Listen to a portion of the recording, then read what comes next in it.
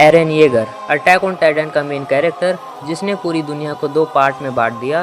पहला पार्ट जिन्हें लगता है कि एरन येगर एक विलन था, और दूसरा पार्ट जिन्हें लगता है कि एरन येगर एक हीरो था। तो आखिर इसमें से सच क्या है, एरन हीरो है या विलन? तुम भी बहुत लोगों के मुंह से यही सुनते होगे कि एरन तो एक विलन था, तो उसके मरने पे तुम क्यों रो रहे हो। और मैं अपना पर्सनल ओपिनियन वीडियो के एंड में बताऊंगा, तो एंड तक बने रहना। और ये वीडियो ज़्यादा से ज़्यादा 3 मिनट की होने वाली है, तो प्लीज़ पूरा देख लेना।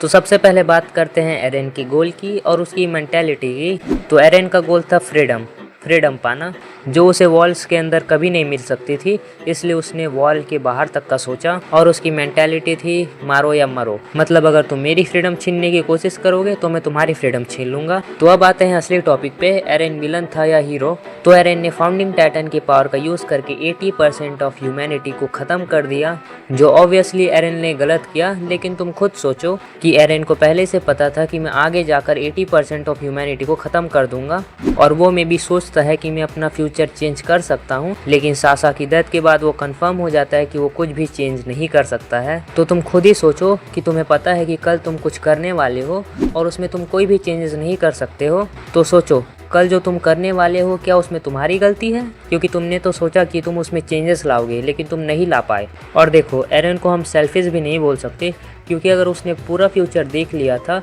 तो उसे पता होगा कि वो मरने वाला है और 20% ह्यूमैनिटी बचने वाली है। तो शायद उसने सोचा कि भाई पॉपुलेशन ही तो है, बढ़ा लेंगे लोग। और तुमने एनीमे में देखा होगा कि फाउंडिंग टाइटन के पास सारे टाइटन्स के पावर को कंट्रोल करने की पावर होती है, फिर भी उसने अपने दोस्तों के टाइटन्स को कंट्रोल नहीं किया। और उसने ऐसा क्यों नहीं किया?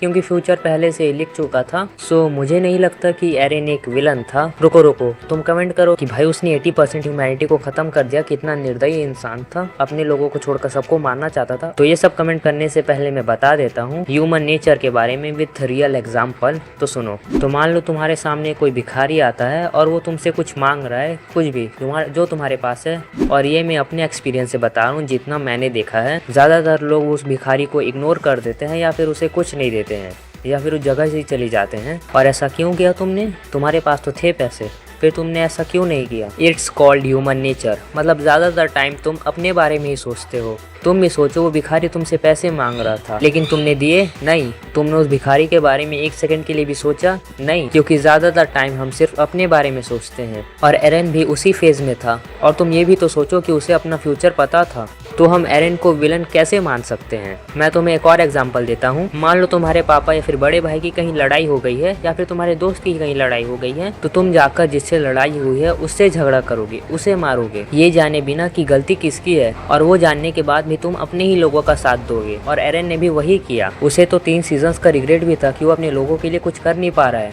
इसीलिए चौथे सीजन में पावर आई तो कर दिया। तो मेरे पर्सपेक्टिव से एरन विलन नहीं है। बाकी तुम अपना ओपिनियन कमेंट में बताओ।